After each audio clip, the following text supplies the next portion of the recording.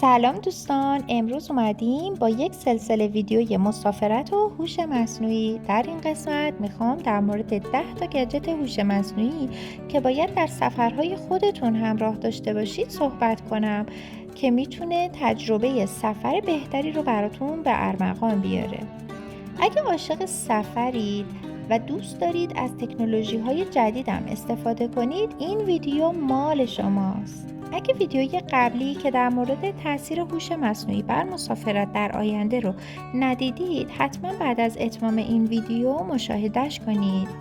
بریم سراغ موضوع خودمون، یعنی معرفی 10 تا گجت هوش مصنوعی که هر مسافری باید در سفرهای خودش به همراه داشته باشه. اولین گجت بیشک ترجمه‌گر هوشمنده. این دستگاه میتونه در واقع مکالمات شما رو به زبانهای مختلف ترجمه کنه. فقط کافیه صحبت کنید و ترجمه ها رو بشنوید. دومین چیزی که حتما بهش لازم دارید، دوربین هوشمند با قابلیت تشخیص صحنه و بهبود تصاویره که تجربه عکاسی شما رو به سطحی جدید میبره. این دوربین ها میتونن بهترین تنظیمات رو برای هر صحنه انتخاب کنن.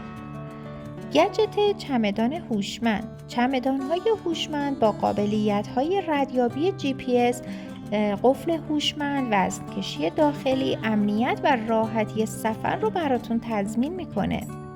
دستیار صوتی هوشمند بیشک یکی از اصلی ترین گجت هاییه که باید همراه داشته باشید.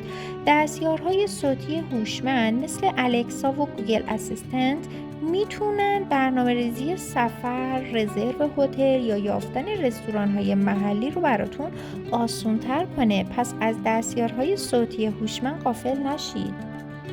گجت بعدی که باید همراه داشته باشید ساعت هوشمنده. ساعت‌های هوشمند با قابلیت‌های متنوع از جمله پیگیری سلامت، اعلان‌های مهم، GPS و غیره یک همراه عالی برای سفرهای شماست. اگه عاشق فیلم برداری از مکان‌ها و مناظری هستید که توی سفر می‌بینید، حتما برید سراغ پهپادهای هوشمند که به شما امکان فیلم برداری حرفه‌ای و کنترل آسون رو میده. هدست‌های واقعیت مجازی میتونن تجربه مجازی از مقاصد گردشگری رو بهتون ارائه بدن. مگه میشه سفر رفت و موسیقی گوش نداد؟ پس حتما باید اسپیکر هوشمند خودتون رو به همراه داشته باشید، چون میتونه همراه خوبی برای موسیقی و تماساتون باشه. عینک‌های هوشمندم خیلی لازمتون میشه. عینک‌های هوشمند با نمایش اطلاعات افزوده و ترجمه متون به صورت همزمان میتونن کمک‌های بزرگی به سفرهای شما بکنن.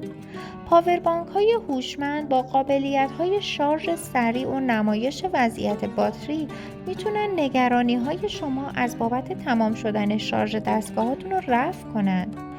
اینها نمونه ای از گجت های هوش مصنوعی هستن که میتونن سفرهای شما رو بهبود بدن. اگه شما هم تجربه‌ای با این گجت ها دارید، حتما تو بخش کامنت ها نظراتتون رو با من به اشتراک بگذارید. ممنونم که با من همراه بودید. اگه این ویدیو رو دوست داشتید، لطفا لایک کنید و در کانال مشترک بشید. در ویدیوی بعدی میخوایم در مورد 10 تا اپلیکیشن هوش مصنوعی که هر مسافری باید داشته باشه صحبت کنیم. پس حتما ما رو دنبال کنید. تا ویدیوی بعدی، درود و 100 بدرود.